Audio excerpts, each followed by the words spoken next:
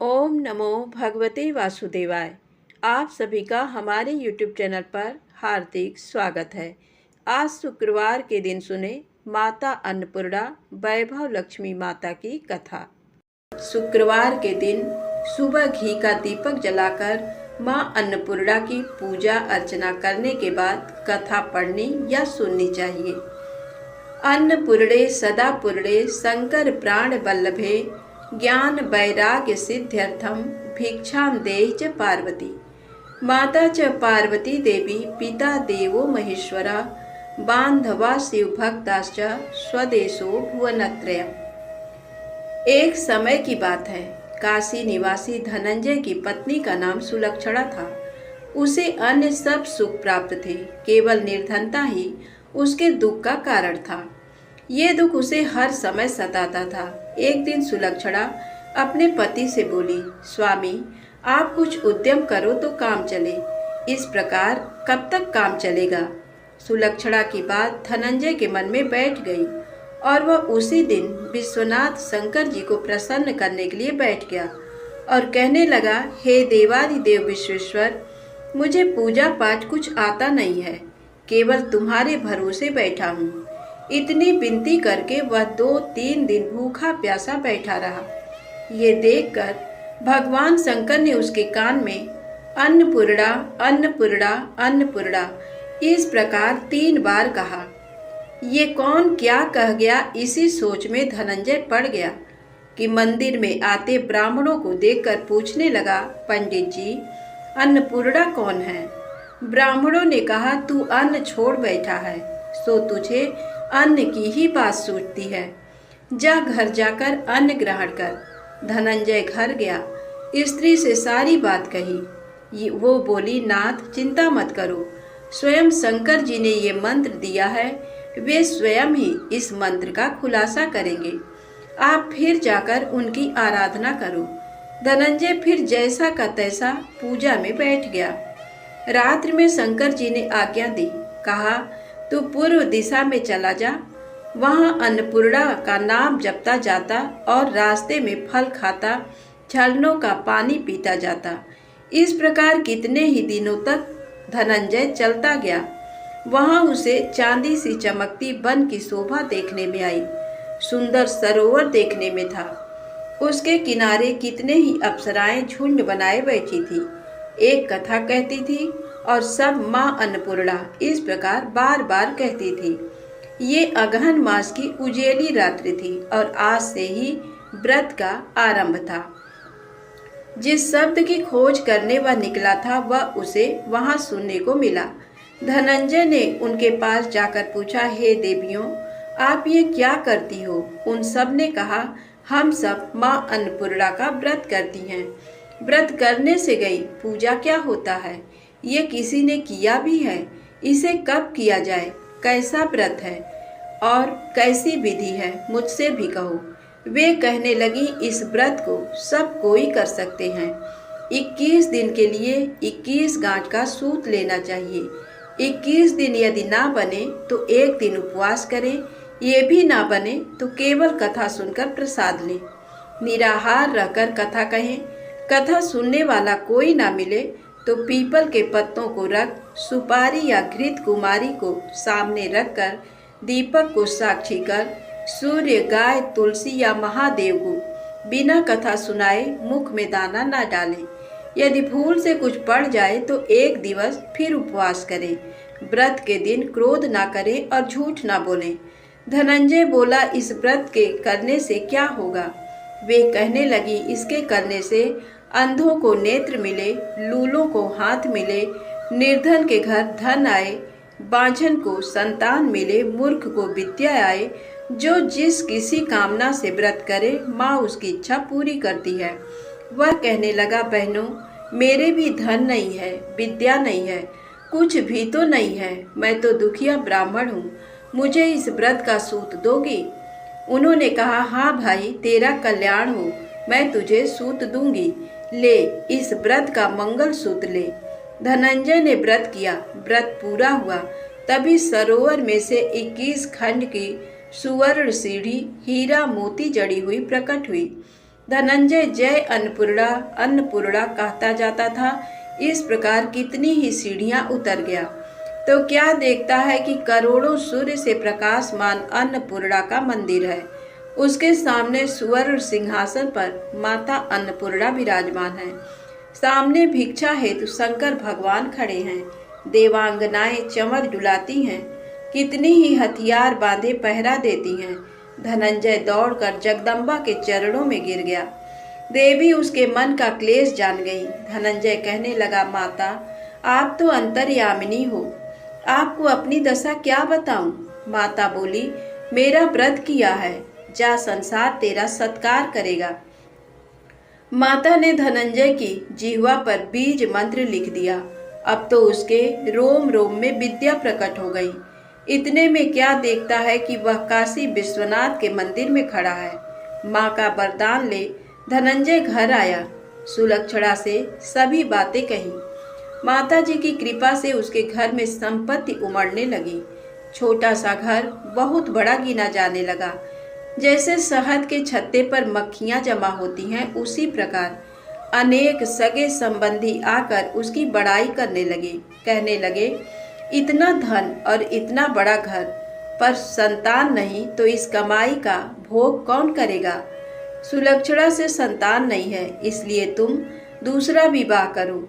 अनिच्छा होते हुए भी धनंजय को दूसरा विवाह करना पड़ा और सती सुलक्षणा को सौत का दुख उठाना पड़ा। इस प्रकार दिन बीतते गए। फिर नए बंधन से बंधे पति से सुलक्षणा ने कहलाया कि हम व्रत के प्रभाव से सुखी हुए हैं, इस कारण ये व्रत छोड़ना नहीं चाहिए। ये माता जी का प्रताप है जो हम इतने संपन्न और सुखी हैं। सुलक्षणा की बात सुन धनंजय उसके यहाँ आया और व्रत में बैठ गया। नई बहू को इस व्रत की खबर नहीं थी। वह धनंजय के आने की राह देख रही थी। दिन बीतते गए और व्रत पूर्ण होने में 3 दिवस बाकी थे कि नई बहू को खबर पड़ी। उसके मन में ईर्ष्या की ज्वाला दहक रही थी। सुलक्षणा के घर आ पहुंची और उसने वहां भगदड़ मचा दी। वह धनंजय को अपने साथ ले गई। नए घर में धनंजय को थोड़ी देर के लिए निद्रा ने आ दबाया। इसी समय नई बहू ने उसका व्रत का सूत तोड़कर आग में फेंक दिया। अब तो माता जी का कोप जाग गया। घर में अकस्मात आग लग गई। सब कुछ जलकर खाक हो गया। सुलक्षणा जान गई और पति को फिर अपने घर ले आई। नई बहू रूठकर पिता के घर जा बैठी। पति को परमेश्वर मानने वाली सुलक्षणा बोली, नाथ घबराना नहीं, माता जी की कृपा अलौकिक है।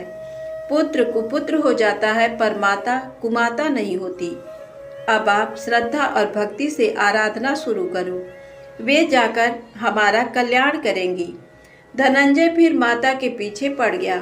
फिर वहीं सरोवर सीढ़ी प्रकट हुई, उसमें माँ अन्नपूर्णा कहकर वह उतर गया। वहां जा माता जी के चरणों में बंदन रुदन करने लगा। माता प्रसन्न हो बोली, ये मेरी स्वर्ण की मूर्ति ले, उसकी पूजा करना, तू फिर सुखी हो जाएगा। जा, तुझे मेरा आशीर्वाद है। तेरी स्त्री सुलक्षणा ने श्रद्धा से मेरा व्रत किया है, उसे मैंने पुत्र दिया है। धनंजय ने आंखें खोली तो खुद को काशी विश्वनाथ के मंदिर में खड़ा पाया। वहां से फिर उसी प्रकार घर को आया। इधर सुलक्षणा के दिन चढ़े और महीने पूरे होते ही पुत्र का जन्म हुआ। गांव में आश्चर्य की लहर दौड़ गई। मानता आने लगा। इस प्रकार उसी गांव के निसंतान सेठ के पुत्र होने पर उसने माता अन्नपूर्णा का मंदिर बनवा दिया। उसमें माता जी धूमधाम से पधारी, यज्ञ किया और धनंजय को मंदिर के आचार्य का पद दे दिया। जीविका के लिए मंदिर की दक्षिणा और रहने के लिए बड़ा सुंदर सा भवन दिया। धनंजय स्त्री पुत्र सहित वहां रहने लगा। माता जी की चढ़ावे में भरपूर आमदनी होने लगी। उधर नई बहू के पिता के घर डाका पड़ा, सब लूट गया। वे भीख मांगकर पेट भरने लगे। सुलक्षणा ने ये सुना तो उन्हें बुला भेजा, अलग घर में रख लिया और उनके अन्न वस्त्र का प्रबंध कर दिया। धनंजय, सुलक्षणा और उसका पुत्र माता जी की कृपा से आनंद से रहने लगे। माता जी ने जैसे इनके भंडार भरे वैसे सबके भंडार भरे। बोलिए अन्नपूर्णा माता की जय। वैभव लक्ष्मी माता की कथा कहानी। धन के लिए माँ लक्ष्मी की पूजा का विधान है, लेकिन माँ लक्ष्मी के वैभव लक्ष्मी स्वरूप की पूजा का विशेष महत्व माना गया है। ये व्रत शुक्रवार के दिन रखा जाता है। ये व्रत स्त्री ही नहीं बल्कि पुरुष भी रख सकते हैं। इस व्रत से प्रति की सभी मनोकामनाएं पूरी होती हैं, सुख समृद्धि और सौभाग्य में वृद्धि होती है। आइए जानते हैं माता महालक्ष्मी की पौराणिक व्रत कथा। किसी शहर में लाखों लोग रहते थे। सभी अपने अपने कामों में व्यस्त रहते थे। किसी को किसी की परवाह नहीं थी। भजन कीर्तन भक्तिभाव दया माया परोपकार जैसे संस्कार कम हो गए। शहर में बुराइयां बढ़ गई थी। शराब जुआ रेस व्यभिचार चोरी डकैती वगैरह बहुत से गुनाह शहर में होते थे। इनके बावजूद शहर में कुछ अच्छे लोग भी रहते थे। ऐसे ही लोगों में शीला और उनके पति की गृहस्थी मानी जाती थी। शीला धार्मिक प्रवृत्ति की और संतोषी स्वभाव वाली थी। उनका पति भी विवेकी और सुशील था। शीला और उसका पति कभी किसी की बुराई नहीं करते थे और प्रभु भजन में अच्छी तरह समय व्यतीत कर रहे थे। शहर के लोग उनकी गृहस्थी की सराहना करते थे। देखते ही देखते समय बदल गया। शीला का पति बुरे लोगों से दोस्ती कर बैठा।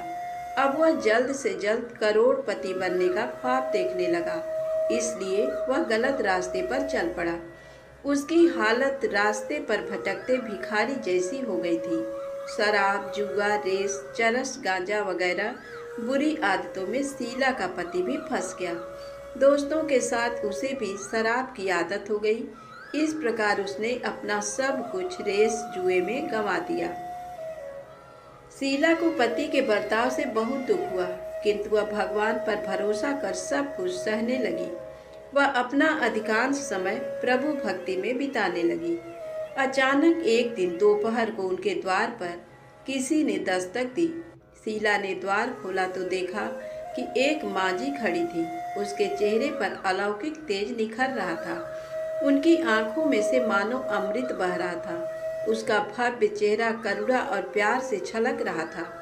उनको देखते ही शीला के मन में अपार शांति छा गई। शीला के रोम रोम में आनंद छा गया। शीला उस मांझी को आदर के साथ घर में ले आई। घर में बिठाने के लिए कुछ भी नहीं था, अतः शीला ने सकुचाकर एक फटी हुई चद्दर पर उसको बिठाया। माँ जी बोली, क्यों शीला, मुझे पहचाना नहीं?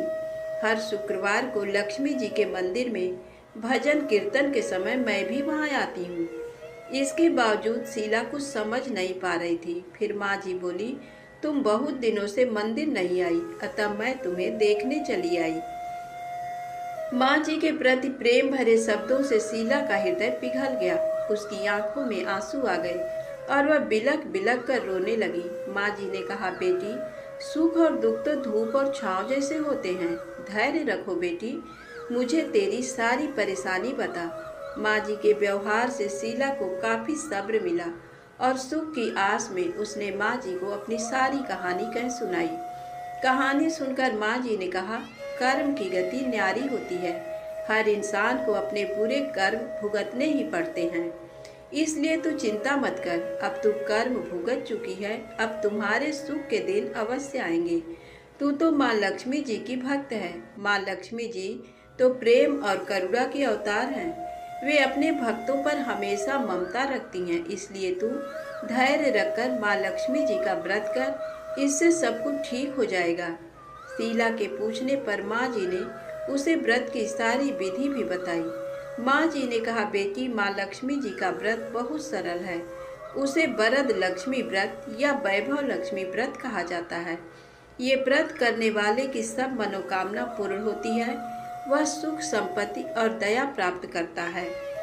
शीला ये सुनकर आनंदित हो गई। शीला ने संकल्प करके आंखें खोली तो सामने कोई नहीं था।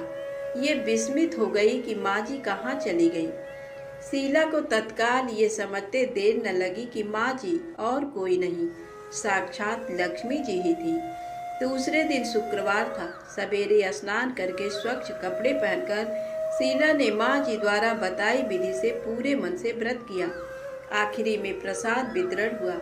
ये प्रसाद पहले पति को खिलाया। प्रसाद खाते ही पति के स्वभाव में फर्क पड़ गया। उस दिन उसने शीला को मारा नहीं, सताया भी नहीं। शीला को बहुत आनंद हुआ।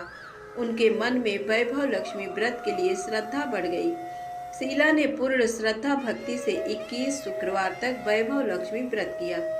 21वें शुक्रवार को माँ जी के कहे मुताबिक उद्यापन विधि करके 7 स्त्रियों को वैभव लक्ष्मी व्रत की 7 पुस्तकें उपहार में दी। फिर माता जी के धन लक्ष्मी स्वरूप की छवि को वंदन करके भाव से मन ही मन प्रार्थना करने लगी। हे माँ धन लक्ष्मी, मैंने आपका वैभव लक्ष्मी व्रत करने की मन्नत मानी थी। ये व्रत आज पूर्ण किया है। हे माँ, मेरी हर विपत्ति दूर करो, हमारा सबका कल्याण करो। जिसे संतान न हो उसे संतान देना, सौभाग्यवती स्त्री का सौभाग्य अखंड रखना, कुंवारी लड़की को मनभावन पति देना। जो आपका ये चमत्कारी वैभव लक्ष्मी व्रत करे उनकी सब विपत्ति दूर करना, सभी को सुखी करना। हे माँ, आपकी महिमा अपार है। ऐसा बोलकर लक्ष्मी जी के धन लक्ष्मी स्वरूप की छवि को प्रणाम किया। व्रत के प्रभाव से शीला का पति अच्छा आदमी बन गया और कड़ी मेहनत करके व्यवसाय करने लगा। उसने तुरंत शीला के गिरवी रखे गहने छुड़ा लिए। घर में धन की बाढ़ सी आ गई। घर में पहले जैसी सुख शांति छा गई। वैभव लक्ष्मी व्रत का प्रभाव देखकर मोहल्ले की दूसरी स्त्रियां भी विधि पूर्वक वैभव लक्ष्मी व्रत करने लगी। वैभव लक्ष्मी व्रत 7, 11 या 21 जितने भी शुक्रवारों की मन्नत मांगी हो, उसने शुक्रवार तक ये व्रत पूरी श्रद्धा तथा भावना के साथ करना चाहिए। आखिरी शुक्रवार को इसका शास्त्रीय विधि के अनुसार उद्यापन करना चाहिए। आखिरी शुक्रवार को प्रसाद के लिए खीर बनानी चाहिए। जिस प्रकार हर शुक्रवार को हम पूजन करते हैं वैसे ही करना चाहिए। पूजन के बाद माँ के सामने एक श्रीफल फोड़ें। फिर कम से कम 7 कुमारी कन्याओं या सौभाग्यशाली स्त्रियों को कुमकुम का तिलक लगाकर माँ वैभव लक्ष्मी व्रत कथा की पुस्तक की एक प्रति उपहार में देनी चाहिए और सबको खीर का प्रसाद देना चाहिए। इसके बाद माँ लक्ष्मी जी को श्रद्धा सहित प्रणाम करना चाहिए। फिर माता जी के धन लक्ष्मी स्वरूप की छवि को वंदन करके भाव से मन ही मन प्रार्थना करें। हे माँ धन लक्ष्मी, मैंने आपका वैभव लक्ष्मी व्रत करने की मन्नत मांगी थी। ये व्रत आज पूर्ण किया है। हे माँ, हमारी जो मनोकामना हो अपने मन में बोलें।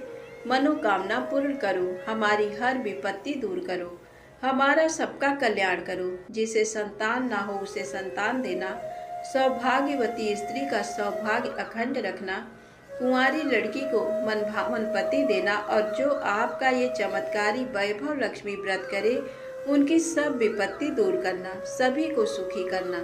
हे माँ, आपकी महिमा अपार है, आपकी जय हो। ऐसा बोलकर लक्ष्मी जी के धन लक्ष्मी स्वरूप की छवि को प्रणाम करें। धन्यवाद। जय माता दी। वीडियो पसंद आए तो कृपया मेरे चैनल को लाइक सब्सक्राइब अवश्य करें। माता लक्ष्मी आप सभी के घर में धन धान्य से परिपूर्ण खुशियाँ दें।